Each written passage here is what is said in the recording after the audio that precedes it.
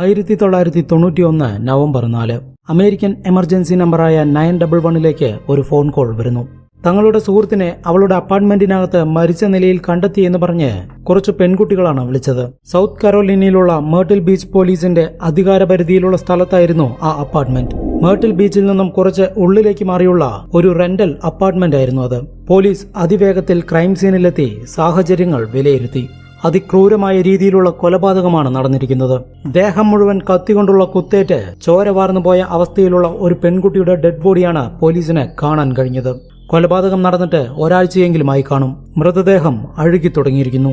പോലീസിനെ വിളിച്ചറിയിച്ച പെൺകുട്ടികളെ ചോദ്യം ചെയ്തപ്പോഴാണ് കൊല ചെയ്യപ്പെട്ടിരിക്കുന്നത് 19 വയസ്സുള്ള ഹെദർ സ്റ്റിഗ്ലിയാനോ എന്ന പെൺകുട്ടിയാണെന്ന് മനസ്സിലായത്. ആരാണ് ഹെദർ സ്റ്റിഗ്ലിയാനോയെ ഇത്ര ക്രൂരമായി കൊലപ്പെടുത്തിയത് എന്നാണ് നമ്മുടെ ഇന്നത്തെ ഇൻവെസ്റ്റിഗേഷൻ. ഈ കേസിന്റെ ഫുൾ വീഡിയോ കാണാനായി ചാനൽ നെയിമിന് താഴെ കാണുന്ന പ്ലേ ബട്ടണിൽ ക്ലിക്ക് ചെയ്യൂ.